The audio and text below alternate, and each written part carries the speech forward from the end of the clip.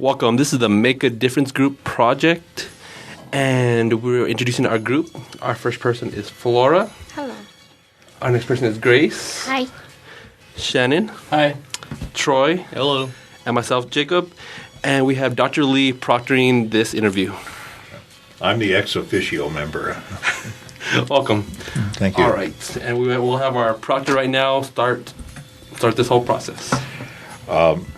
It seems to be the goal here to provide the experience of working in a real group with the commitment and the outcomes and the possibility of conflict and indecision. Well, that sounds interesting, doesn't it? Are we going to engage in that? Yes, we're going to do a lot of that today. Already have. We can't pick anything.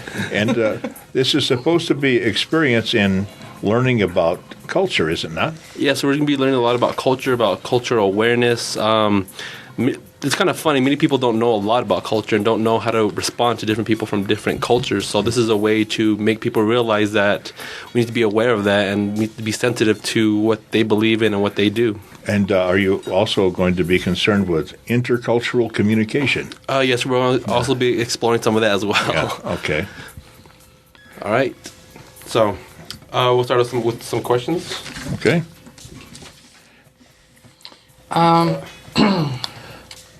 How would you define culture in your own views? Well, I guess we'll start off with our two international students. Flora or Grace, would you like to improvise on that or get some information about that? Yeah. And we come from China, and to me, culture is people's custom and the lifestyles, and it's include their emotional and actional expression, I think. I'm Flora. I'm from China too, and I found some information about the culture. There's the 3 points about it. The first one is talk about the culture is the excellence of taste in the fine art and humanities, also known as the high culture. And the next one is an integrated pattern of human knowledge, belief, and behavior that depends upon the capacity of the symbolic thought and social learning. And the next one, the last one, is the set of shared attitudes, value, goals, and practice that characterize an institution, organization, or group, I think. But for me, I think the culture is the the goals. For a long time, we have the same common for it. How do you think about it? Being a homogeneous culture can be quite deceptive, can't it? It depends on where we're from. We seem to have a multi-ethnic identity in the macro culture, anyway, of our area, don't we? Where some areas, such as China, it's not so much a macro ethnic identity there, is it? Yeah, I think there is. I lived abroad for 3 years in Italy, and there were some things you learned about being outside your culture. Interestingly, other than the language difference, teenagers are teenagers. They have the same desires, same issues. I mean, even little things love. What I noticed in Italy is most kids in the States in high school usually cruise around Main Street in their cars trying to pick up girls. In Italy, it was basically you get on your scooter, which is kind of like your rite of passage when you turn like 15, 16, and use that as a means of saying, oh, hi, I have a vehicle. I'm available for dating. So there's literally just thousands of little scooters running around. Thousands of little scooters running around Rome, Italy, Ragusa, Camiso, small towns, big towns. Now, do they have to have any kind of license to drive those, like here, or are they just free rolling over there? Basically, when you turn 15, it's kind of like a rite of passage. Basically, if you can pay the tax on the vehicle, you technically own the scooter. Most folks own scooters. That's something to Hey, see. it's a ton cheaper than getting a driver's license. Yeah, and you get the little beep beep. Yes. Kind of going to elaborate on that. Thinking about how different cultures do that in Roswell, they tend to do that because we have one big main street that goes right through the town, and so teenagers reluctantly, as part of their culture, I feel like this is part of their culture because when I got older, I just stopped doing it. But as their culture, as teenagers, they tend to just cruise down Main Street and show off their car, basically. If you have a car, kind of like you said, like they do in Italy, they just cruise in their car and they prove that they have a car. And sometimes, most of the time, they'll fix it up really nice just so they can, of course, press the girls and press their friends and stuff like that. Yeah, and same was like in Italy. I mean, fixing up your scooter, sometimes you might get one of these little junkers that's from the 1950s, but the amount of effort and time you put in fixing up that little scooter and that little vehicle says a lot about yourself, even to people. I mean, Flora and Grace, I mean, what do youth do in China to, to cruise around to get attention? I mean, do you do anything like that? Do you, like, fix up a car or have a car or anything like that to impress your friends? No, when we are the teenager or younger, we don't have the car. If you graduate and when you have work and you have your own money, and if you want to buy, you have the money, you can buy it. But when you're young, we don't have the car. Yeah, I think that this is the difference. In America, a lot of people use the car As like a status symbol. In China, it's different. It's based on monetary needs. It's more based on clothing, taste, where you like to eat, where you like to hang out. Different set of status. It's for some Western cultures, it's mobility. In some Eastern cultures, it's actually what you can reflect yourself in your clothing, your taste, your hairstyle, even your music, and where you like to hang out at. So I've seen a lot of restaurants as I like watching Bizarre Foods on the Travel Channel, and I've noticed that the more high end and more expensive the restaurants are, the very you can almost tell that who goes in there is not so much economic place, but it's kind of like the who's who of who goes in there. So it's kind of like, It's not that different than here in America. yeah, but Fancy places get rich people. People with wealth go to places that are expensive. yeah, and we're also looking at economics here, but also cultural identity. I mean, I grew up in a military family, so there's some things you learn how to blend into the local culture, and other times you wear the denim and blue jean jacket that you basically have worn the elbows out of because you really like that old American denim.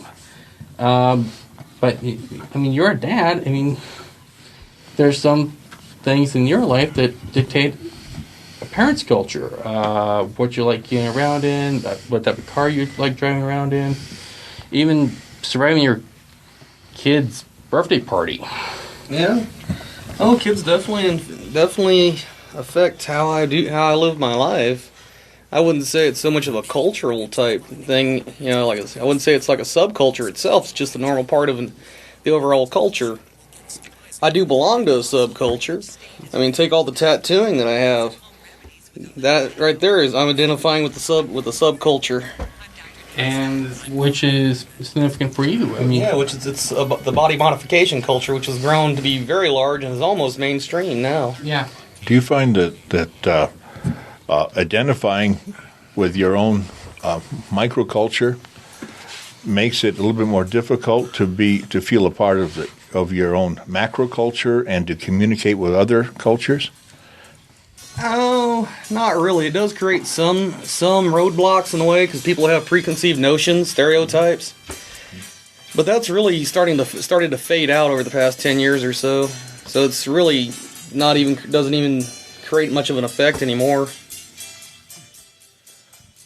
What's the most important thing about your cultural identity, and what advantages and disadvantages does it give you? Well, for me, it's stereotyping, just like it would be for Jacob. Yeah. Go ahead, Troy. someone sees me covered in tattoos, they automatically think I'm a criminal or a lowlife of some kind. Now, I'm none of those things. I just enjoy modifying the body that I have. Is there more to your culture than stereotyping? Yeah, well, body modification is about freedom. It's about expression. That's where you see people that get plastic surgery done so they look better, or they pierce God knows what, or get tattoos. It's really no different than people who like to fix up cars or anything else, just the subject matter changes.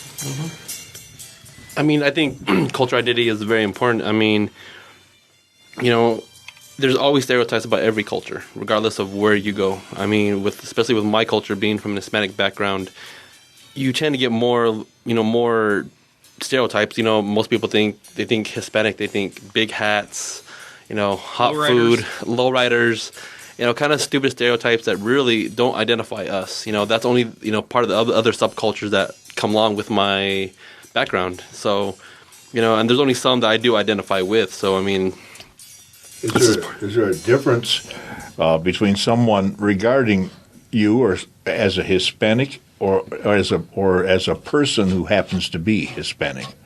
Is there a difference there? Not really too much. I mean, I fully accept my own culture and my own kind of person, and especially being Hispanic, I'm very proud of that background as well. You know, I really didn't get into my whole background and my whole race and culture until I was about 18, because really as a teen, I didn't really care. As I got older, you kind of immerse yourself more into it because you want to know who you are and what's going to make you as an adult. Your personality. Exactly. That's what solves all those problems for you. They're just your exactly. But I also had to explore who I was, my background, and where I came from. So, you know, it might be different for Flora and as well as Grace over here. At the time, the choice talk about the tattoo. It is difference between the China. You know, you have tattoo, you can find a job in America. But in China, if you have the tattoo, you have no chance to find a job. You couldn't work in the government, in the banker, and anything. That means if you have the tattoo, you are a bad guy. So at the beginning, when I arrived in America, I feel, wow, nearly everyone have the tattoo, nearly all of the bodies. Yeah, I feel a little bit comfortable when I arrive here. Maybe this is the background difference. In China, does it make a difference if the tattoo is concealed? Can you find a job then? Is it the fact that you have a tattoo or because you have a visible tattoo? Say if the tattoo is here, you can pull the sleeve down. No, it's not work. No? Yeah, because when you want to have a job, they will send you go to the hospital to test everything, your health, and you need to take off your clothes, you know, and So I imagine there's a substantial underground economy then, because all these people with tattoos that can't get a job, they still have money. yeah. So they're doing something. So this is America. Yeah, that means cool. But in the work in the company, it means implied. So I don't think they can react to their boss. So their boss and are happy. Why do employers reject people with tattoos? Is it because of the tattoos or because of the attitude that they assume it represents? I think the background to teach them and the education. If you are a real person, you couldn't hurt your bodies. All of your bodies is from your parents. In the history, if you want to cut your hairs in China, you need to ask your mother, is it fine? Like this. So if you have the tattoo, that means you hurt your bodies. Another side, you hurt your parents. And I'm sorry, guys, go ahead. yeah, and now that means if you have it, that means you're not good, you're a bad guy. Or I think is the TV, the commercial, I think is influence people's idea. And our parents always told us, leave that guy again. Oh, sorry, leave that guy alone. Yeah, bad guy always have that. Okay, we were talking earlier